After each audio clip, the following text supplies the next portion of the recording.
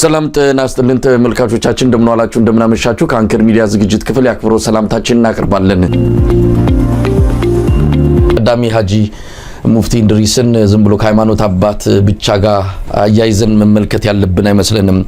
የፖለቲካ ኃይሎች ሰለባም ነው የሆኑት። በተለይ የአብይ አህመድና በዙሪያው የተሰበሰቡ ይሄ ጽንፈኛ የኦህዴድ አክራሪዎች ወይም ደግሞ የኦሮሞ ጽንፈኛ እንበላቸው እነ አህመዲን ጀበል ያደረጉት አንድ ሴራ ተልኮ አለ። በዛ ሴራ ተልኮ ውስጥ ተጠልፈው ነው የወደቁትና ከስልጣንም እንዲወገዱ የተደረገው። በዚህ አብይ አህመድ እጁን አስገብቶ የሳቸውን መባረር ወይም ደግሞ ከስልጣን መውረድ አስተዋጽኦ በቀላሉ የሚገለጽ አይደለም። አሁን ያለው መጅሊስ የብልጽግና መጅሊስ ነው። አሁን ያለው ቤተ ክህነት የብልጽግና ቤተ ክህነት ነው። ምንም ወዲያ ማለት እና እንደው መሸፋፈንና መደባበቅ የሚያስፈልግ አይደለም። ተቀዳሚ ሀጂ ሙፍቲ እንድሪስ ለኦሮሞም ለኦርቶዶክስ ለአማራውም ለሁሉም ሙስሊሞች አባት ሆነው ትልቅ እንደ ዋርካ ታይተው የአባትነት ምክር ሲሰጡ የነበሩ ናቸው። ያልተወደደም በብልጽግና መንደርሳቸው ሞገስ አልነበራቸውም። ስለዚህ አብይ አህመድ በዚህም በዛም ብሎ እነ አህመዲን ጀበልን አደራጅቶ እሳቸው ከስልጣን እንዲወገዱና አሁን ያሉት እውነት ለመናገር አሁን ያሉትን የመጅሊስ ፕሬዝዳንት እንደው የሙስሊም አባት በአባትነትም ለመጥራት የሚከብዱ ናቸው። ቀደም ሲል አንተ እንዳልከው ነው ብልጽግና በተነካ ቁጥር ቀድመው ለማዳን የሚረባረቡ አማራ ክልል ላይ የሆነች ነገር ከተፈጠረች ደግሞ መግለጫ ለመጻፍ ምንም የማያመነቱ ወዲም ወዲያም ብለው ማሰብ የማይፈልጉ በጣም እውነት ለመናገር እንዲህ አይነት አባት ኢትዮጵያ ላይ አሉ መባሉ በራሱ የሚያሳፍር ነው። እነዛን አባታተን እንደዚህ አይነት አባት ቦታው ላይ መቀመጣቸው ለኢትዮጵያ ሙስሊሞችም በአጠቃላይ ለኢትዮጵያ ሕዝብም ትልቅ ዕዳና ሸክም ናቸው ማለት ይችላሉ። ለማንኛውም እኚህን አባት ምን ጊዜ እናስታውሳቸዋለን። ይሄ ከሌላ ጉዳይ አንፃር አይደለም። ኢትዮጵያ በተጎዳች ጊዜ አባት በምትፈልግበት ጊዜ የመጡ ግን ብዙ ከሳቸው ብዙ ነገር እንዳናገኝ ተደርገን በጠዋቱ ከኃላፊነት እንዲነሱ የተደረጉ መሆናቸውን በማስታወስ ምን ጊዜም በኢትዮጵያ ታሪክ ውስጥ ሊታወሱ የሚችሉ ታላቅ አባት መሆናቸውን ግን መመስከራችንና ይህንን ቃላችንን መስጠታችን የሚቀጥል ይሆናል። ምናልባት የምትጨምሮ ካለ ፖለቲካውና እምነቱ ተደበላልቋል። ይሄ በቀጥታ ወደሚቀጥለው ውይይታችን ሊወስደን ይችላል። በቅርቡ በመካነ ሰላም ተፈጽሞ በነበረው ጉዳይ ላይ ሁላችንም ልክ አይደለም ብለን አውግዘናል። በእምነት ተቋማት ላይ የሚደረግ ማንኛውም ጥቃት ተገቢ አይደለም። ግን ለምንድነው የአማራ ክልል እስልምና ጉዳዮችና የኢትዮጵያ እስልምና ጉዳዮች ገና ውሃውም ሳይሞቅ ምንም ነገር ሳይወራ ቀድሞ ተጣድፈው ፋኖ ነው ብለው መግለጫ ወጡበትና በዚህ ጉዳይ ላይ ድምጻቸው ሳይሰማ ብዙ የኢትዮጵያ ሙስሊሞች በወለጋ በጅማ በባሌ ሲገደሉ ድምጻቸው የማይሰማው ሀጂ ቱፋ መካነ ሰላሙ ላይ ግን መግለጫ ለማውጣት የቀደማቸው የለም። እንደው እንዴት ታየዋል? እንዲህ አይነት አባታተን እንደዚህ አይነት አባት ደግሞ ወንበሩ ላይ ቁጭ ብለው አሁንም ድረስ ሲፈርዱና ሲበይኑ ስናይ እጅግ ነው የምናዝነው። በእውነት በጣም ያሳዝናል። መሳይ እንዳልከው በተለይ ከሙስሊም እምነት መሰረቶች ማኳያ በመታየበት ጊዜ ምን ለመናገር ሁሉንም በኩል ማየት የእምነቱ መሰረት ነው እና ዘረኝነትንም አይ ቲንክ የሚጠየፍ ነው። ነገር ግን እንደምታየው አሁን ያለው መጅሊስ በአጠቃላይ የአንድ የኦህዴድ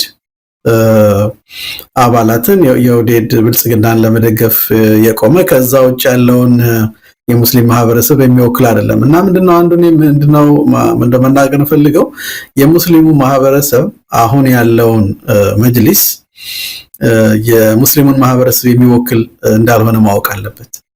እነዚህ ሰዎች የፖለቲካ ዓላማ ይዘው የሚንቀሳቀሱ ሰዎች ናቸው። እነዚህ ሰዎች ከጀርባ የአብይ አህመድን አጀንዳ የሽመልስና አብዲሳን አጀንዳ የሚያስፈጽሙ ቅድም እንዳልከው የነ አህመድ ጀበልን አይነት አክራሪ የኦሮሞ እንትኖችን ኦህዴዶችን የሚደግፉ ከጀርባ ሆነው የሚያሽከረክሩት ስለሆነ በተለይ ደግሞ በኢትዮጵያዊነት የሚያምኑ በተለይ ደግሞ የተጎዳ ያለው የአማራ ማህበረሰብ ያሉ የሙስሊም ማህበረሰብ ሆነ ለመናገር ይሄ መጅሊስ በተለይ በአማራ ህዝብ መካከል ልዩነትን ለመፍጠር በአማራ ህዝብ መካከል የሃይማኖት ልዩነቶችን ለመፍጠር የመጅሊስ ከጀርባ እየሰራ መሆኑን መገንዘብ አለበት። ቅድም እንዳልከው መካነ ሰላም ላይ የተፈጸመው ነገር ምናልባት በገለልተኛ ወገን ተጣርቶ ተጠያቂ ወገን ለፍርድ ቢቀርብ ወይም ደግሞ ተጠያቂ ወገን ማን እንደሆነ ቢለይ የተሻለ ይሆናል። ነገር ግን እንደምታየው ብዙ አይነት መረጃዎች ናቸው የሚወጡት፣ ብዙ አይነት ኢንፎርሜሽን ያለውና በዚህ መካከል እንደ አባት ማድረግ ያለብን ምንድነው? ሁሉንም ነገር በሰላም እንዲያልቅ ወይም ደግሞ በሰላም እንዲፈታ ወንጀል የፈጸሙ ሰዎች ለፍርድ እንዲቀርቡ መጠየቅ ትችላለህ። ነገር ግን በግልጽ አንድን ወገን በመደገፍ ሌላውን ወገን ጠላት በማድረግ መግለጫ የሚሰጡ ሰዎች ናቸው። በተለያዩ በማህበራዊ ሚዲያም የምታየው ነገር ነውና በዚህ አጋጣሚ ለአማራ ህዝብ ያላቸውን ጥላቻ የሚገልጹ ሰዎች ናቸው። ስለዚህ በተለይ የአማራና ሌላው የኢትዮጵያ ሙስሊም ማህበረሰብ ይሄ መጅሊስ የነሱን አስተሳሰብና ማንነት የሚወክል አይደለም። ከዚህም በላይ ደግሞ እነዚህ ሰዎች የፖለቲካ ተልዕኮ ያላቸው የሃይማኖት ተልዕኮ አይደለም ያላቸው፣ የፖለቲካ ተልዕኮ ያላቸውና የአማራ ማህበረሰብ ለመከፋፈል የሚሰሩ ሰዎች ናቸው። እነዚህ ሰዎች ለሙስሊሙ ማህበረሰብ የሚቆረቆሩ ቢሆን ምን አለበት? አማራ ወለጋ ውስጥ በሺዎች የሚቆጠሩ የሙስሊም ማህበረሰብ እንደ አይሻ አይነቶቹ ከእንግዲህ ወላሂ አማራ አልሆንም እያሉ የተጨፈጨፉ ለታረዱት ምን ነው አንድ ቀን ቃላቸውን አልሰጡም? ምን ነው መግለጫ አላወጡም? ስለዚህ እነዚህ ሰዎች መካነ ሰላም ላይ ስለተደረገው መግለጫ ያወጡት ለሙስሊሙ ማህበረሰብ ተቆርቋሪ ሆነው አይደለም። በዚህ አጋጣሚ የፖለቲካ ትርፍ እናገኛለን በሚል የሚያረጉት መሆኑን መገንዘብ ያስፈልጋል።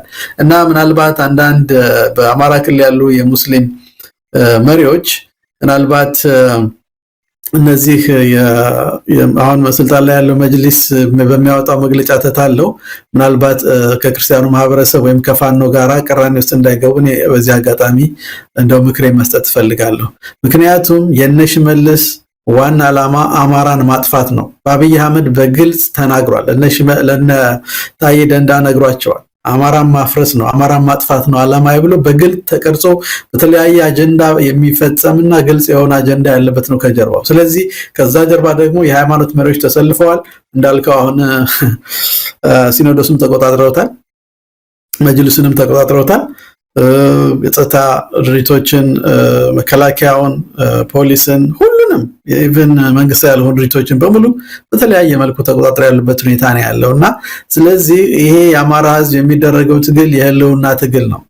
ይሄውና ትግል ደግሞ ምናልባት ስተቶች ሊሰሩበት ይችላሉ። የተለያዩ ስተቶች ካሉ ደግሞ ያንን እያረመ መቀጠል እንችላለን እንጂ ገና ለገና እነዚህ ሰዎች መግለጫ ወጡ ተብሎ የአማራ ህዝብ ትግል የሚቆም ነገር አይደለም። ይሄ ምንም መታወቅ ያለበት ነገር ነው። ምክንያቱም የህልውና ጉዳይ ስለሆነ ከህልውና የሚበልጥ ጉዳይ ስለሆነ ምናልባት ከመጅሊሱ ጋር እንሆናለን ብሎ የሚያስብ በአማራ ክልል ያለ ሙስሊም መሪ ካለ በሁለተኛ ቢያስብ ይሻላል። አብሮት የሚኖረውን ያጠገቡ ያለውን የክርስቲያን ማህበረሰብና ፋኖንም ሌላውን ማህበረሰብ እንደ ወገኑ ማየትና ከዛ ጋር አብሮ መስራት ያስፈልግ ይመስለኛል።